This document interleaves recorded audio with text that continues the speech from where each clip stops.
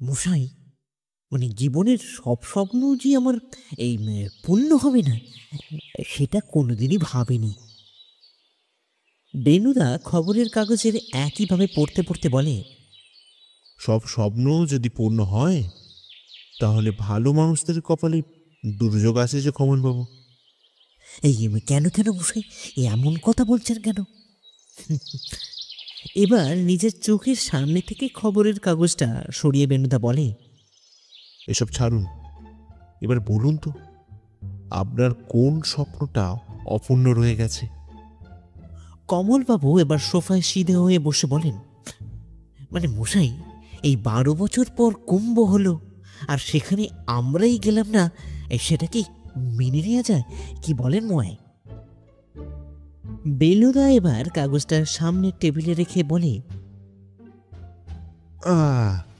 তার মানে সমাজ মাধ্যমে দেখানো মানুষের হুজুগ দেখে আপনিও কিন্তু উৎসাহিত হয়ে উঠেছেন, কি বলেন কমলবাবু? তা মশাই হব না? অবশ্যই হবেন, তবে প্রথমেই সঠিক তথ্যটা জেনে রাখা যে ভীষণ প্রয়োজন। সঠিক তথ্য? মানে বিষয়টা কি? এবারে কিন্তু কুম্ভ নয়। কুম্ভ নয়? না, একেবারেই কুম্ভ নয়। তাহলে? এটা হলো মহাকুম্ভ। 144 বছর আগে এটা হয়েছিল, আবারও 144 বছর পর এটা হবে। মানে এই তফাৎটা কি মশাই? সেটা জ্যোতিষের বিষয় কমলবাবু, সেটা জানা দরকার কম। তবে এটা জেনে রাখুন যে কয়েক কোটি মানুষ মৌনী অমাবস্যায় স্নান করেছেন। আবারও মাঘী পূর্ণিমা তিথিতেও বহু মানুষ স্নান করবেন এই প্রয়াগরাজের সঙ্গম ক্ষেত্রে। এরপর বেনুদা কমলবাবুর দিকে ঝুঁকে পড়ে বলে, এত ভিড়ে নিজের রুচিবোধকে আর আরামকে ভুলে এক অতি সাধারণ মানুষের মতন যদি থাকতে পারেন তাহলে মহাকুম্ভে অবশ্যই যাওয়া যেতে পারে কমলবাবু, বাকিটা আপনার উপর। কমলবাবু এবার সোফা ছেড়ে সিধে হয়ে দাঁড়িয়ে বলেন, আপনি কি মানে কোনোভাবে আমাকে চিনতে ভুল করলেন বেনুবাবু? মানে না, মানে আমি পরিস্থিতি অনুযায়ী নিজেকে মানিয়ে থাকতে পারি। যখন যেমন তখন তেমন, যেখানে যেমন সেখানে তেমন। এবার আমি বলি, তাহলে আর চিন্তা কিসে কমলবাবু? শুভস্য শীঘ্রম। রোমাঞ্চের জন্য প্রস্তুত হন কমলবাবু, অনেক নতুন অভিজ্ঞতার সম্মুখীন হতে চলেছেন আপনি। কে কেমন লাগছে কমলবাবু? প্রশ্ন করে বেনুদা। কমলবাবুর মুখ বিকৃত করে বলেন, মানে মশাই, প্রয়োজনের অতিরিক্ত মানুষ আর ঘর্মাক্ত মোজার এই দুর্গন্ধে মানুষ যেমন থাকতে পারি, মানে মশাই সেরকমই আছি আর কি। আমাকে ক্ষমা করবেন কমলবাবু, সংরক্ষিত সিট ব্যবস্থা করতে না পেরে আমি কিন্তু খুবই দুঃখিত এবং লজ্জিতও বটে। কমলবাবু নিজের জিভ কেটে বলেন, আরে মশাই, এমনভাবে কেন বলছেন বলুন তো? আপনি তো ইচ্ছা করে কিছু করেননি। আর তাছাড়া রোমাঞ্চের কথা তো আপনি আগেই আমাকে বলে দিয়েছিলেন, তাই অহেতুক চিন্তা করবেন না। 3 জনের বসার সিট যখন পেয়ে গেছি, তখন যত কষ্টই হোক না কেন, এই রাস্তাটা, বাকি রাস্তাটা বসেই পার করে যাব। আমাদের ট্রেন যখন বেনারস এসে পৌঁছায়, তখন ভিড়ের মাত্রা আরও 3 গুণ বেড়ে যায়। এখন একটা সিটে আমরা 3 জন ছাড়াও আরও 2 জন চাপাচাপি করে বসে আছেন। আর তাছাড়া ওয়াকিং স্পেসে হাঁটার বিন্দুমাত্র জায়গা নেই। কিন্তু মজার বিষয় হলো, এক দাদু সেই ভিড় ঠেলতে ঠেলতে এসে আমাদের সামনে এসে দাঁড়ান। তার পরনে ধুতি পাঞ্জাবি আর চোখে কালো ফ্রেমের চশমা। তারপর লাঠির খোঁচা দিয়ে দুজনকে সরিয়ে কমলবাবুর ঠিক বিপরীতে এসে বসে পড়েন। কমলবাবু অনেকক্ষণ থেকেই কিছু একটা বলার চেষ্টা করছিলেন। এবার তিনি কিছু বলতে যাবেন, অমনি সে ভদ্রলোক বলে ওঠেন, আমি উমাচরণ লাহিড়ী, বেনারসে আমার বাস। চলেছি কুম্ভে পুণ্য অর্জন করতে। কমলবাবু বলেন, আমরাও সেখানে চলেছি। বাস কলকাতায়, নাম কমল বন্দ্যোপাধ্যায়। হ্যাঁ, কি বললেন? কমল বন্দ্যোপাধ্যায় মানে লেখক? আজ্ঞে। দেখুন আমার কি সৌভাগ্য। আরে মশাই, আমি আপনার লেখার একজন ভীষণ ভক্ত। আপনার লেখা সব কটা উপন্যাস আমার পড়া, আর বলতে পারেন আমি আপনার অন্ধ ভক্ত বটে। ভক্তি কত কত কণ্ঠে কমলবাবু বললেন, মানে আমি নগণ্য। তারপর জিজ্ঞাসা করেন, মানে আপনি কি কি করেন মশাই? নাম তো আগেই বলেছি, পেশায় আমি একজন শাড়ি ব্যবসায়ী। 3 পুরুষ আমরা বেনারসি বাস করি। তবে কি জানেন, জন্ম কর্ম সব কিছু বেনারসে হলেও মন থেকে কিন্তু একেবারে বাঙালি। এরপর আমাদের দিকে ফিরে উমাচরণবাবু প্রশ্ন করেন, তা কমলবাবু, ওনাদের পরিচয়টা ঠিক? কমলবাবু এবার বাম দিকে বেনুদার দিকে তাকিয়ে বলেন, মানে উনি হলেন বিশিষ্ট গোয়েন্দা প্রভাত রায় ওরফে বেনুদা, আমার বন্ধু সম। এরপর আমার দিকে ফিরে বলেন, আর ইনি হলেন প্রভাতবাবুর খুড়তুতো ভাই পরেশনাথ রায় ওরফে পার্শে ভাইয়া। ভদ্রলোক বেনুদার দিকে অবাক দৃষ্টিতে বেশ কিছুক্ষণ তাকিয়ে থাকেন, তারপর বলেন, আজ কাল মুখ দেখে ঘুম থেকে উঠেছি বলুন তো, সাক্ষাৎ বেনুবাবুর দর্শন, ভাবা যায়। আরে মশাই, আমি পার্শে ভাইয়ার লেখা বেনুদার সব কটা রোমাঞ্চকর স্মৃতির কাহিনী আমি পড়ে নিয়েছি। আমি কিন্তু আপনাদেরও ভক্ত। বেনুদা এবার বলে, আপনি তাহলে একজন নিয়মিত রহস্য রোমাঞ্চের পাঠক? হ্যাঁ, তা বলতে পারেন। ছোট থেকেই ওই বিষয়ে একটা নেশা ছিল। এখন কাজ থেকে কিছুটা অবসর পেয়ে বইতে মনোসন্নিবেশ আরও বাড়িয়েছি। আপনার আর কমলবাবুর দুর্দান্ত কাহিনী আমাদের মতন মানুষের একটা অক্সিজেন যোগায়, বললেন না? কমলবাবু এবার একটা গর্বের হাসি এসে বলেন, এত ভিড় টেনে আপনি কেন? উমাচরণবাবু প্রশ্নটা শুনে কেমন গম্ভীর হয়ে যান, তারপর বলেন, কেন, আমি কি এই ট্রেনে উঠতে পারি না? বেনুদা বলে, কমলবাবু, ওনারও বোধহয় আমাদের মতন সঙ্গে সংরক্ষিত সিট পেতে পারেননি। ভদ্রলোক হেসে বলেন, একদম ঠিক ধরেছেন মশাই। বহু চেষ্টা করলাম কিন্তু পেলাম না। আমার অ্যাসিস্ট্যান্ট আগেই চলে গেছে সেখানে। আমার ছেলেও সে অনেক চেষ্টা করেছে বটে। আর অ্যাসিস্ট্যান্ট সেখানে চলে গিয়ে একটা পাকাপোক্ত থাকার ব্যবস্থাও করছে। আমার ছেলে অশোক, তাকেও যেতে বলেছিলাম, কিন্তু ব্যবসা বন্ধ রেখে চলে যাওয়াটা খুব একটা সহজ কথা নয়। তাই এরপর কিছুক্ষণ চুপ থেকে বলেন, আর তাছাড়া বেনারস থেকে প্রয়াগরাজের দূরত্ব খুব একটা তো বেশি কিছু নয়। তাই কষ্ট সৃষ্ট করে 3-4 ঘন্টা কাটিয়ে দিতে পারলেই লাভ হতে। আর সত্যি বলতে কি, আমিও সংরক্ষিত সিট পাইনি মশাই। কমলবাবু বলেন, আপনাকে মানে স্যালিউট দিতে হবে মশাই, এই বয়সে এত ভিড় ট্রেনে উঠে পড়লেন। আরে ও সব কিছু ব্যাপার নয়। এবার বলুন তো, আপনারা কোথায় উঠেছেন? বেনু তার ফোনটা ঘাঁটতে ঘাঁটতে বলে, আপাতত কিছু ঠিক হয়নি উমাচরণ বাবু, দেখা যাক। আরে সে কি করে হয়? আরে একটা কাজ করতে পারেন তো। কাজ? কি কাজ? ইন্দ্র, মানে আমার অ্যাসিস্ট্যান্ট, ওকে বলে আমার টেন্টের পাশেই আপনাদের জন্য একটা থাকার ব্যবস্থা করে দেবো নাকি? কমলবাবু বলেন, মানে সে তো ভারী আনন্দের কথা। বেশ, তাহলে দাঁড়ান, আমি ইন্দ্রকে ফোন করে সমস্ত ব্যাপারটা গুছিয়ে বলি, দেখি ও কিছু ব্যবস্থা করতে পারে কিনা।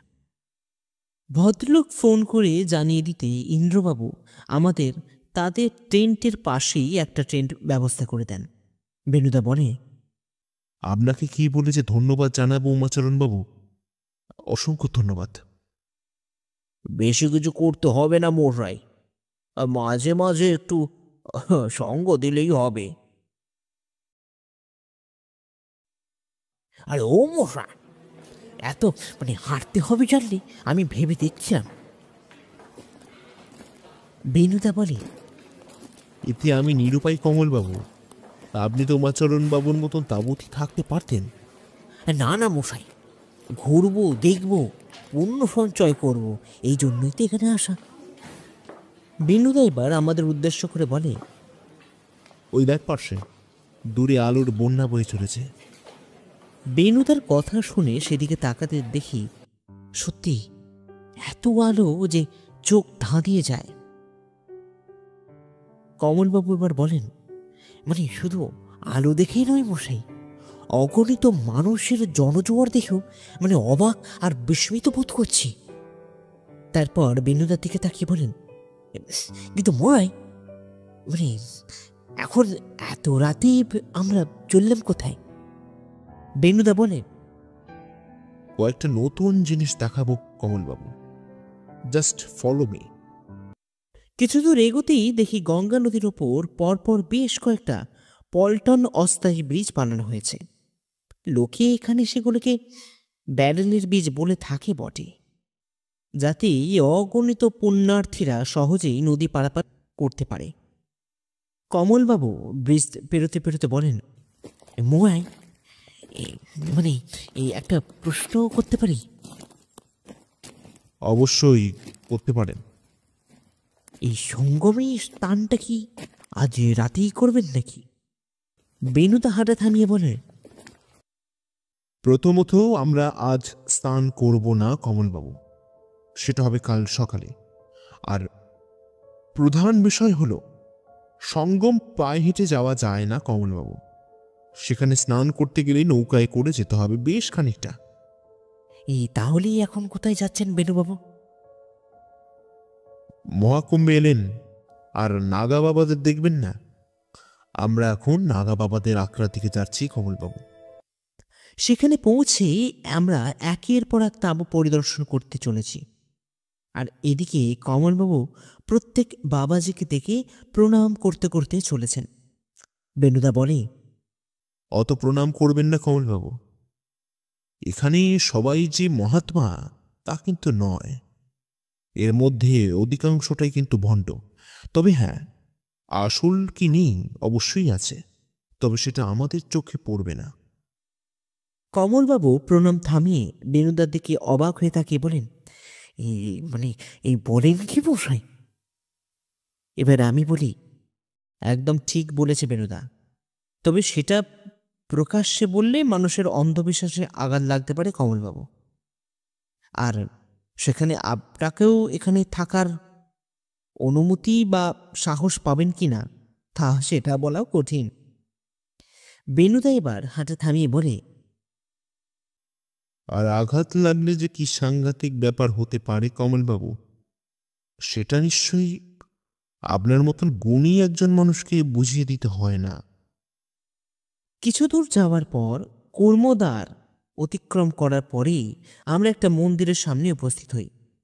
বেনুদা বলে, এই রায়কিশোরীর দর্শন ছাড়া কুম্ভে স্নান করা কোনো পুণ্য অর্জন করা যায় না, তাই প্রথমেই আসুন এনাদের দর্শনটা শুরু করি। মন্দির থেকে বেরিয়ে আমরা রামকন্দ ফল খেতে দাঁড়িয়ে যাই। খাবার কোনো পরিকল্পনা ছিল না, কিন্তু কমলবাবুর ইচ্ছা একবার স্বাদ করে দেখবেন। আমি আর কমলবাবু দাঁড়িয়ে ফল খাচ্ছি। আমাদের ঠিক উল্টো দিকে দাঁড়িয়ে বেনুদা সিগারেটে টান দিচ্ছে। হঠাৎ আমি লক্ষ্য করলাম বেনুদা কেমন যেন অন্যমনস্ক হয়ে সজাগ প্রহরীর মতন কোনো একটা জিনিস লক্ষ্য করে চলেছে। এবার আমাকে বলে, পার্শ্বে। আমি তার চোখ বরাবর আমার পেছন দিকে ফিরতে দেখি উমাচরণ বাবু আমাদের থেকে 150 মিটার দূরে এক সাধু বাবার সাথে দাঁড়িয়ে গল্প করছেন। আমি বলি, ওনার চেনা বলেই তো মনে হচ্ছে বেনুদা। বেনুদা ঠিক একইভাবে তাদের দিকে তাকিয়ে থেকে বলে, সাবাস পার্শ্বে। তবে খানিকটা উত্তেজনা কাজ করছে ওনাদের ভেতর, তাই নয় কি? একবার কাছে গিয়ে দেখবেন নাকি মশাই, যদি কিছু বিপদ। হ্যাঁ কমলবাবু, আপনি একদম ঠিক বলেছেন। ভদ্রলোক আমাদের কম তো সাহায্য করেননি, তাই আসুন। এই বলে বেনুদা উমাচরণ বাবুর দিকে এগোতে থাকে, আর আমরা যাই তার পিছু পিছু। আমরা কাছে পৌঁছানোর আগেই সাধু বাবা ওখান থেকে চলে যান। বেনুদা এবার উমাচরণ বাবুকে লক্ষ্য করে বলে, কিছু অসুবিধা হচ্ছিল না তো মিস্টার লাহিড়ী? আমাদের দেখে মিস্টার লাহিড়ী প্রথমটা ঘাবড়েই যান, তারপর নিজেকে সামলে বলেন, আরে না না মিস্টার রে, টাকা চাইছিল। হ্যাঁ, কিছু টাকা দিলামও, কিন্তু বায়না আরো বেড়ে যাওয়ায় আমার সাথে একটু তর্কাতর্কি লেগে যায় আর কি। বেশ, ওসব ছাড়ুন। আপনারা এখানে এই রাধা গোবিন্দর মন্দিরে এসেছিলাম দর্শনের জন্য। বা বাবা, খুব ভালো। পারলে একবার সাহিত্য হনুমানজির দর্শনটা করে আসবেন। সেটা কি মশাই? জানেন না? সে কি, আপনি নাকি একজন বিখ্যাত লেখক। এরপর বেনুদার দিকে তাকিয়ে বলেন, আপনি জানেন তো মশাই? বেনুদা হাসি মুখে বলে, জি আজ্ঞে। বেশ, চলুন যেতে যেতে বলি আপনাদের।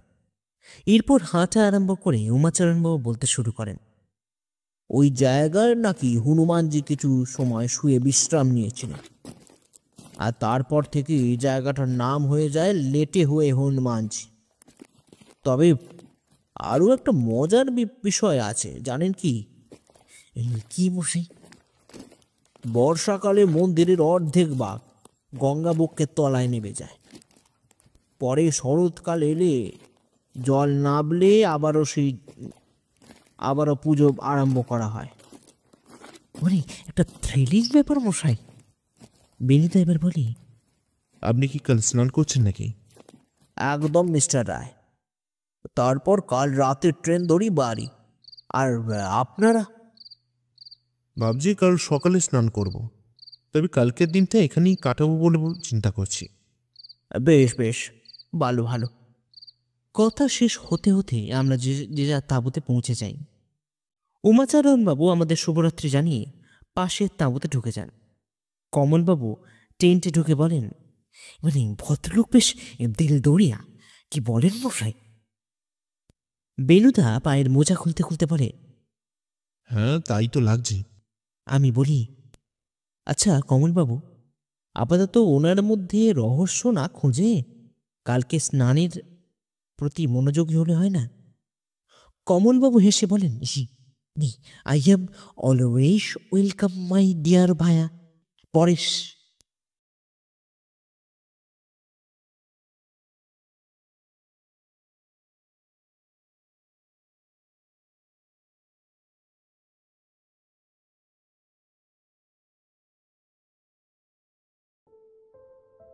আজ সকাল হতে না হতে আমাদের সব প্ল্যান ভেস্তে যায়। সকাল থেকেই একটা বিষণ্ণতা গ্রাস করে ফেলেছে আমাদেরকে। কারণ আজ সকালেই বেনুদার কাছ থেকে জানতে পারি কেউ বা কারা উমাচরণ বাবুকে কিছু একটা ধারালো অস্ত্র দিয়ে খুন করেছে। বার কয়েক আঘাত করা হয়েছে তার বুকের ওপর। কিন্তু আশ্চর্য ব্যাপার হলো, পাশের তাঁবুতে থেকেও আমরা কিছু জানতে পারলাম না। সকাল হতেই উমাচরণবাবুর অ্যাসিস্ট্যান্ট ইন্দ্রনাথ বাবু বেনুদাকে এই খবরটা দিয়েছেন। তারপরেই পুলিশে খবর দেওয়া হয়। এখন পুলিশ এসেছেন, তবে তারা বডিটাকে খুঁটিয়ে দেখছেন বটে। কমলবাবু এবার বলেন, এই বেণুবাবু, এই এত কিছু ঘটে গেল, কিন্তু আমরা জানতে পারলাম না কেন? বেণুদা পুলিশের কার্যকলাপ দেখতে নজর রাখতে রাখতে বলে, সেটাই তো ভাবছি কমলবাবু, এত পাশে থেকেও। বেণুদা কি কথা থামাতে হলো, কারণ অ্যাসিস্ট্যান্ট ইন্দ্রনাথ বাবু আমাদের দিকে এগিয়ে আসছেন। ভদ্রলোক এগিয়ে এসে বলেন, কি যে বিশ্রী ঘটনা ঘটে গেল, কি বলি বলুন তো। বেণুদা বলে, উমাচরণবাবুর ছেলেকে জানিয়েছেন নাকি? হ্যাঁ, জানিয়ে তো দিয়েছি। হ্যাঁ, উনি চলেও আসবেন বিকালের মধ্যে। আচ্ছা, আপনি ওকে কিছু বুঝতে পারেননি? একেবারেই নয় প্রভাতবাবু, আমার ঘুম এমনিতে খুবই পাতলা, অল্প আওয়াজই আমার ঘুম ভেঙে যায়, কিন্তু এত বড় একটা ঘটনা ঘটে গেল, পাশের বিছানায় শুয়ে থেকেও আমি কিছু টের পেলাম না কেন, সেটাই তো অবাক লাগছে মিস্টার রায়। বেণুদা এবার ইন্দ্রনাথ বাবুকে সান্ত্বনা দিয়ে বলে, আপনি কতদিন অন্য কাছে কাজ করতেন? হ্যাঁ, মাস 8 তো হবেই। আপনার উমাচরণবাবুকে কেমন লাগতো? অত্যন্ত অমায়িক এবং একজন ভালো মানুষ। শত্রু ছিল? দেখুন মিস্টার রায়, আমি যেটুকু জানি ওনার তেমন কোনো শত্রু ছিল না, তবে ব্যবসা ক্ষেত্রে কম্পিটিশন তো লেগেই থাকে, সেই ক্ষেত্রে কিছু হলে সেটা আমার পক্ষে বলা সম্ভব নয়। তবে তবে কি ইন্দ্রনাথবাবু? আসলে ওনার ছোট ভাইয়ের সাথে সম্পত্তি নিয়ে একটা টানাপোড়েন চলছিল বেশ কিছুদিন ধরে। এবার বিনুদা কিছু জিজ্ঞাসা করবেই, তার আগে ইন্সপেক্টর রুদ্র ইন্দ্রনাথবাবুর কাছে এগিয়ে আসেন। ইন্দ্রনাথবাবু বেনুদার সাথে পরিচয় করতে তিনি চিনতে পারেন। ভদ্রলোক অবাঙালি হলেও বাংলা বেশ পড়তেও এবং বুঝতে পারেন। ইন্সপেক্টর রুদ্র বলেন, দেখেন মিস্টার রে, আমি আপনার নাম আমার কলিগ ইন্সপেক্টর রানার কাছ থেকে ভালোই শুনেছি, তাই আপনার কর্মকাণ্ড নিয়ে আমি খুব ভালো করে ছানবিন করেছি। কিন্তু মিস্টার লাহিড়ির সাথে আপনি কিভাবে? অসংখ্য ধন্যবাদ ইন্সপেক্টর রুদ্র। আসলে কাল ট্রেনে উমাচরণবাবুর সাথে আমাদের প্রথম দেখা হয়, সেখানেই আমাদের প্রথম আলাপ। তারপরে এখানে থাকার ব্যবস্থাটা উনি আমাদের করে দেন। ওকে, দেখেন। আচ্ছা, খুনটা কখন হয়েছে বলে আপনি আন্দাজ করছেন? দেখেন প্রভাত বাবু, পোস্টমর্টম না হওয়া অবধি সঠিক টাইম আমি বলতে পারবো না। তবে আন্দাজ রাত 2 থেকে 3টের মধ্যেই যা ঘটনা ঘটার ঘটেছে। তবে একটা বাদ আপনাকে বলতে পারি মিস্টার রে, সার্টেনলি।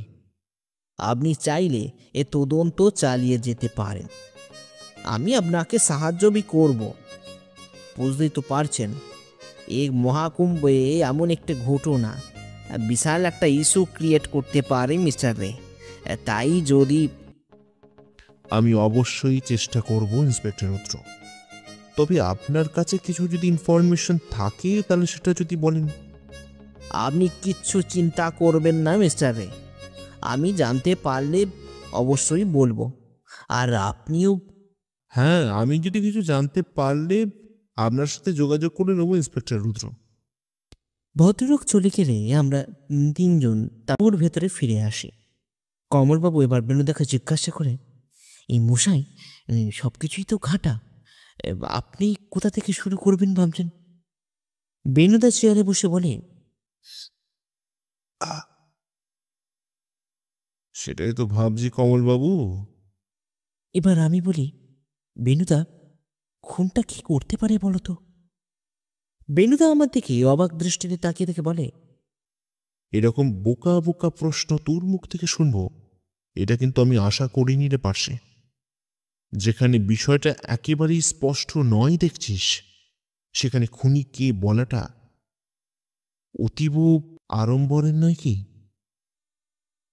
তাহলে এখন কিছু বলা যাবে না রে পাশে। সময়ের অপেক্ষা করা ছাড়া এখন কিছু করা যাবে না। এরপর কমলবাবুকে বেনুদা বলে, আপনারা বরঞ্চ একবার সাহিত্য হনুমান, নেহরু বাসভবন আর হ্যাঁ ওই ইস্কন মন্দিরটা দেখে আসবেন। ইস্কন মন্দিরের ওপরের বারান্দা থেকে এই কুম্ভর একটা ভালো ভিউ পাবেন। এই কিন্তু আপনি। আমাকে কিছুটা একা থাকতে হবে কমলবাবু। আর দেখি পারলে একবার থানা থেকে ঘুরে আসতে পারি। আপনি যাবেন না? আমাকে ক্ষমা করবেন কমলবাবু, যে কারণে এখানে এলেন সেই শাহী স্নানটাই বাদ পড়ে যাচ্ছে। কমলবাবু বেনুদার পাশে বসে বলেন, মানে আমাকে এই চিনলেন মশাই? একটা মানুষ যিনি আমাদের এই অচেনা জায়গায় এতটা সাহায্য করলেন, তারই মানে মর্মান্তিক ঘটনায় আমরা ফুর্তি করে মানে সময় নষ্ট করবো মশাই? তার চেয়ে বরং আপনি অপরাধীকে ধরুন, তারপর না হয় ওই স্নায়ী স্নান করা যাবে। কেমন লাগছে কমলবাবু? অস্থির ভায়া, অস্থির। লস্যিতে চুমুক দিয়ে বলে ওঠেন কমলবাবু, আমরা ইতিমধ্যে সাহিত্য হনুমান, নেহেরু ভবন আর ইস্কন মন্দির দেখা হয়ে গেছে। আজ সারাটা দিন আমি কমলবাবু গোটা প্রয়াগরাজের বেশ কিছু দর্শনীয় স্থান দেখে ফেলেছি। এখন ঠিক করছি লস্যি পানের পর আকবর কেল্লাটাও দেখে আসব।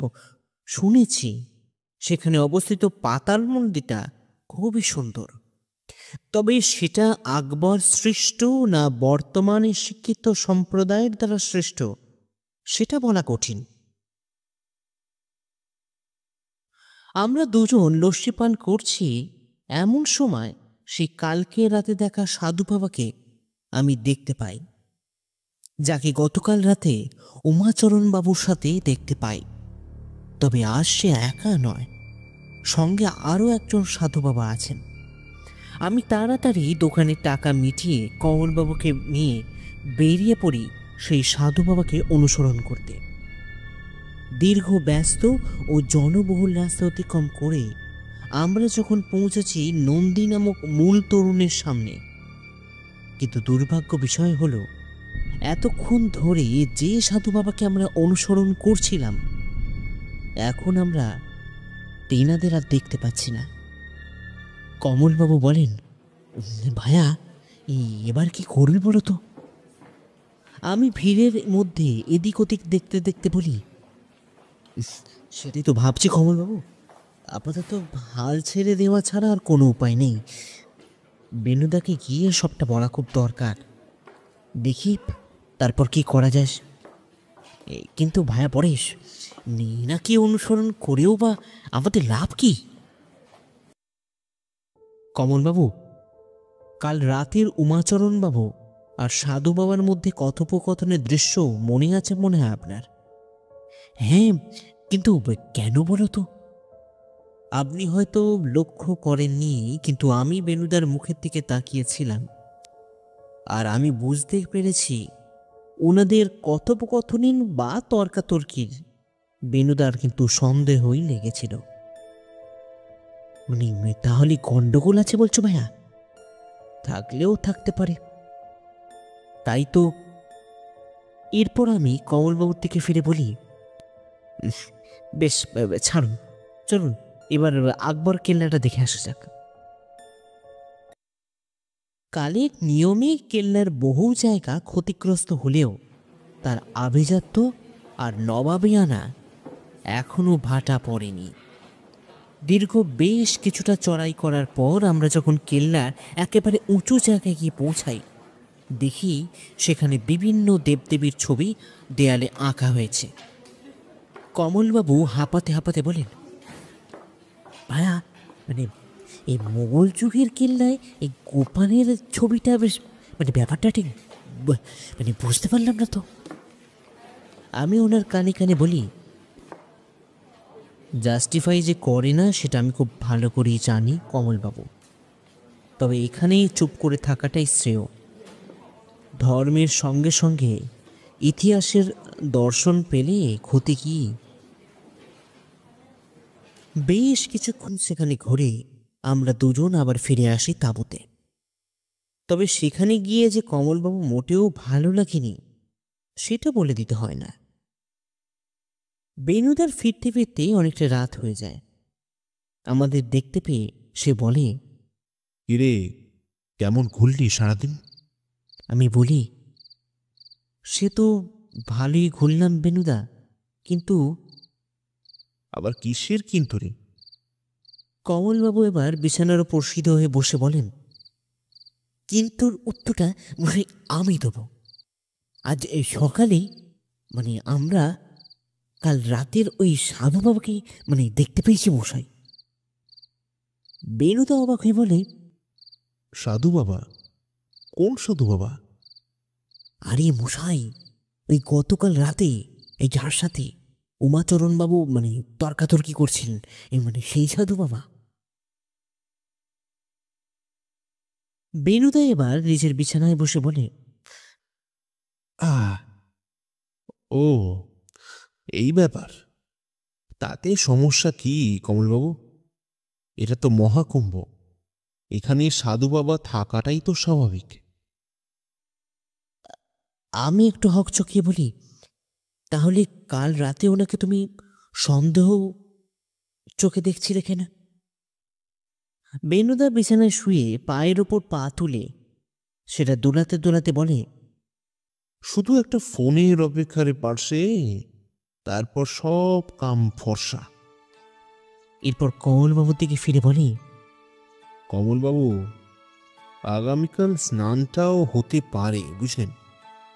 কমলবাবু বলেন, তার মানে কি ছুটির ঘন্টা পড়বে মশাই?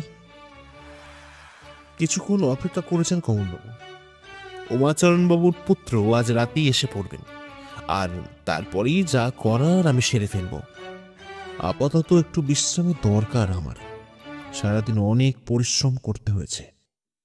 এই বলে সে আমাদের খেয়ে নিতে বলে পাশ ফিরে শুয়ে পড়ে।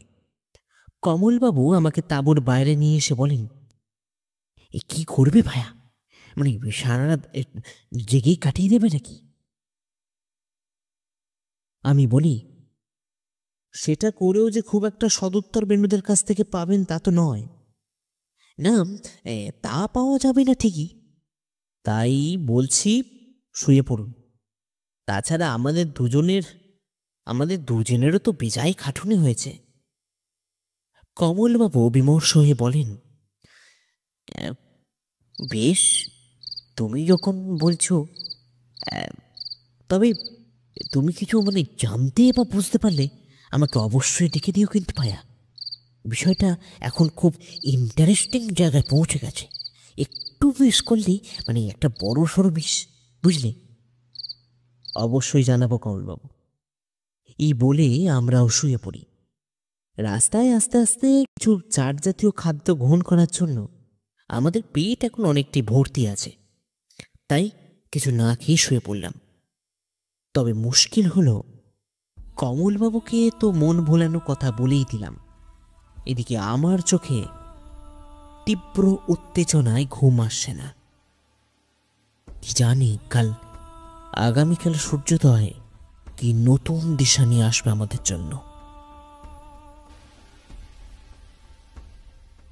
আমাদের তাঁবুর বাইরে আজ গোল টেবিল বৈঠক।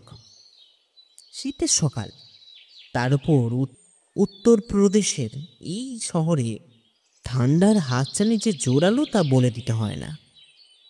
আমার হাতে থাকা স্মার্ট ওয়াচে এখন ঘড়িতে দেখি সকাল 8টা। তিনটে পাশাপাশি চেয়ারে আমি, বেনুদা আর কমলবাবু। তার ঠিক উল্টো দিকে চেয়ারে ইন্সপেক্টর রুদ্র, ইন্দ্রনাথবাবু আর একজন নতুন ভদ্রলোক, উমাচরণবাবুর পুত্র, আর আরেকজন ব্যক্তি যাকে প্রথমে দেখে আমি এবং কমলবাবু দুজনেই বেশ ভিমরি খেয়েছিলাম। কালকের দেখা সেই সাধু বাবা। বেনুদা এতক্ষণ সবার দিকে তাকিয়ে দেখে তার চায়ের পেয়ালা থেকে চা পান করতে থাকে। ইন্সপেক্টর রুদ্র এবার বলেন, মিস্টার রে, সকাল সকাল মিটিং বেনুদা চায়ের কাপটা পাশে নামিয়ে রেখে সামান্য হেসে বলে, প্রয়োজন আছে মিস ইন্সপেক্টর রুদ্র। সময়ে থাকতে যদি তাকে মর্ম না দিই, তাহলে পরে যে পস্তাতে হতে পারে। ইন্দ্রনাথবাবু বলেন, কিসের জন্য মিস্টার রায়? বেনুদা এবার আমাদের চমকে দিয়ে ইন্দ্রনাথবাবুর দিকে ঝুঁকে পড়ে বলে, সেদিন রাতে, মানে ঘটনার দিন রাতে, উমাচরণবাবুর খাওয়ারে ঘুমের ওষুধটা কেন মেশালেন ইন্দ্রনাথবাবু? ইন্দ্রনাথবাবু চমকে উঠে বলেন, কি যা তা বলছেন বলুন তো মিস্টার রে, আমি এসব কেন করতে যাব? বেনুদা নিজের চেয়ারে হেলান দিয়ে বলে, আহ, করবেন কেন? তার কারণ হচ্ছে আপনার ফায়দা আছে। ফায়দা? হ্যাঁ, কিরকম? সেটা আমি বললে কি খুব একটা ভালো দেখাবে মিস্টার লাহিড়ী? কমলবাবু চমকে উঠে বলেন, এই লাহিড়ী?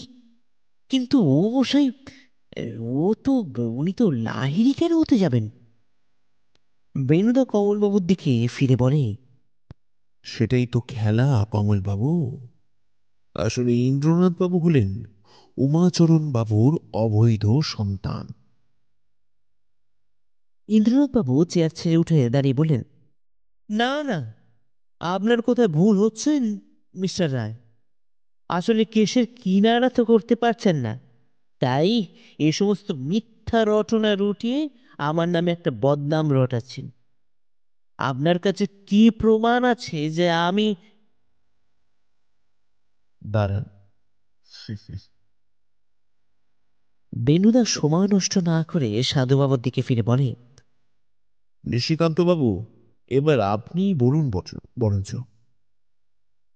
আমরা তো একেবারে অবাক, কি বলবো কিচ্ছু বুঝতে পারছি না। সাধু বাবা এবার গম্ভীর করে বললেন, উমাচরণ আমার দাদা। ছোটবেলা থেকে ওর সাথে আমার মতের মিল না থাকলেও আমি ওকে স্নেহ এবং সম্মান করি। ওর জীবনের বহু ঘটনার কথা আমাকে সে বলতো।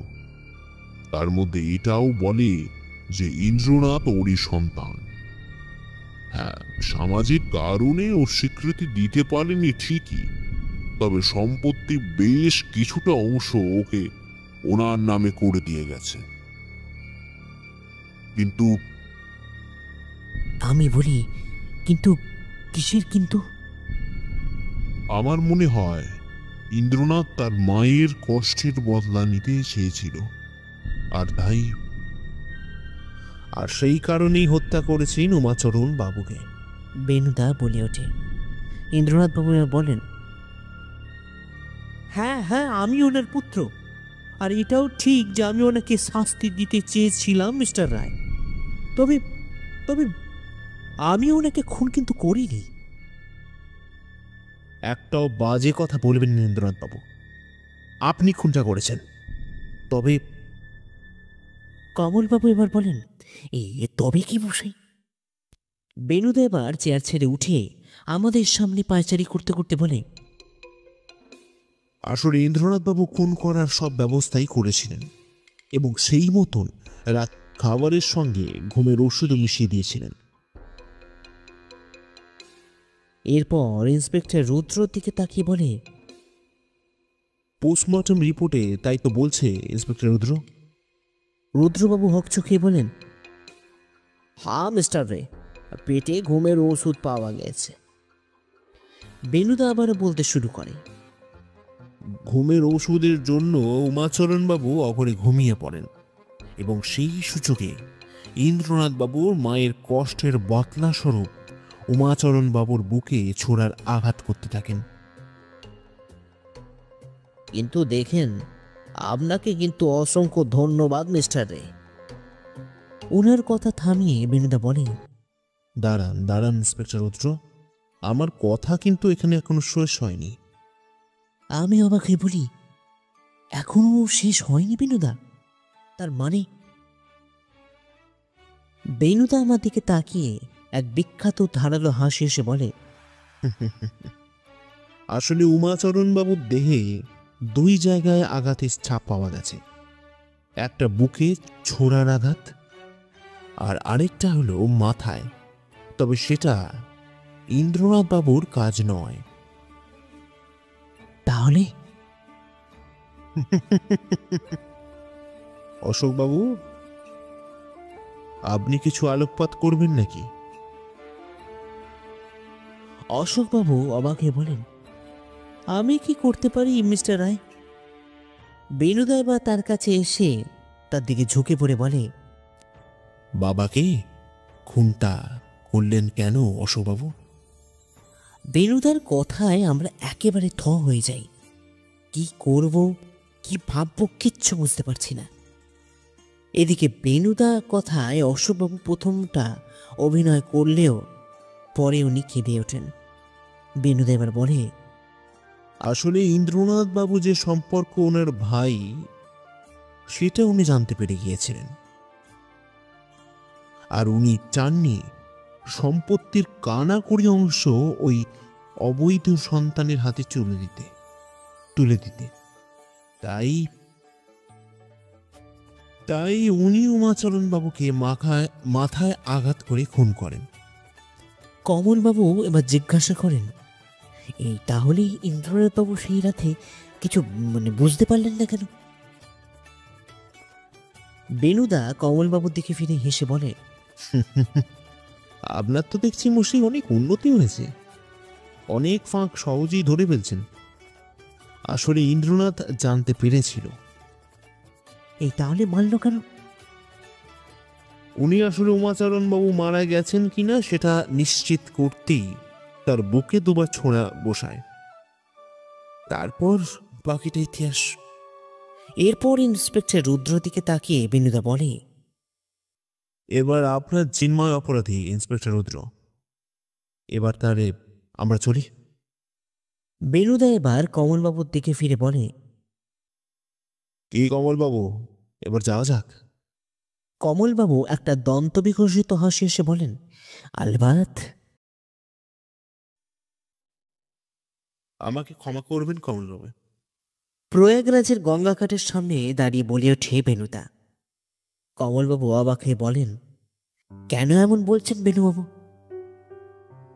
না মানে, এত দূর এত কষ্ট করে আপনি এলেন মাঘী পূর্ণিমায় স্নান করার জন্য, কিন্তু আমার জন্য? আরে ধুর মশাই, এ কষ্ট কি শুধু আমি একাই করেছি নাকি? আপনারাও তো করেছিলেন। তাও আমার পেশার জন্যই তো আপনার পুণ্য লাভ থেকে বিরতি পেলেন। ছোটবেলায় একটা প্রবাদ পড়েছিলাম মশাই। প্রবাদ কিরকম? যাহা হইতে রক্ষা হইতে পতিত হও, তাহাই পাপ। এবার এবার ভেবে দেখুন, আপনি যদি উমাচরণ বাবুর মতন একজন ভালো মানুষের মৃত্যু রহস্যের সমাধান না করতেন, তাহলে আমরা পতিত হতাম, আর তার ফলে একগুচ্ছ পাপ সঞ্চয় করে আমাদের কলকাতায় ফিরে যেতে হতো। কিন্তু সেখান থেকে তো আপনি বাঁচিয়ে নিলেন, কি বেনুবাবু? এটা কিন্তু আপনি একদম ঠিক বলেছেন কমলবাবু। যে মানুষটা আমাদের এত সাহায্য করলেন, তার বিপদে তাকে সাহায্য না করতাম, তাহলে আমরাও পতিতই হতাম। এবার আমি মজা করে বলি, কিন্তু স্নান সেরে পুণ্য সঞ্চয়টা তার হলো না। 144 বছর পর যখন মহাকুম্ভ হবে, তখন তো আর আমরা কেউ থাকবে না বেনুদা।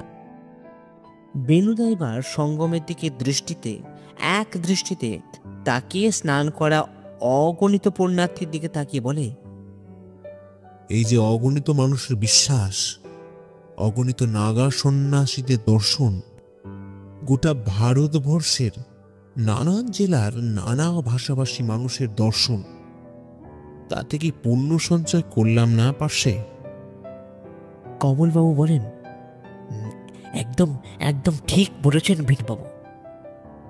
আর বাকি রইল স্নান। যতক্ষণ না আমরা নিজেদের চরিত্রে কুঅভ্যাসগুলোকে সরিয়ে সৎ অভ্যাসগুলোকে আপন করে নিতে না পারছি, ততক্ষণ যত স্নানই করি না কেন সবকিছুই কিন্তু বৃথা। কি বলেন কমলবাবু? কমলবাবু এবার বেণুদের পাশে গিয়ে বলেন, এই একদম গঙ্গার জলের মতন পরিষ্কার বলেছেন বেণুবাবু। তারপর সঙ্গমের দিকে তাকিয়ে কপালে হাত দুটো জড়ো করে প্রণাম জানিয়ে কমলবাবু বলেন, জয় মা গঙ্গা, জয় মা যমুনা, জয় মা সরস্বতী। এরপর আমি বলি, একটু ভুল হয়ে যাচ্ছে যে কমলবাবু। কমলবাবু অবাক হয়ে বলেন, এই ভাইয়া তবে এই ভুল মানে? এবার আমি কপালে হাত দিয়ে বলি, জয় ত্রিমূর্তির জয়। কমলবাবু চিপ কেটে হাসি মুখে বলেন, সার্টেনলি।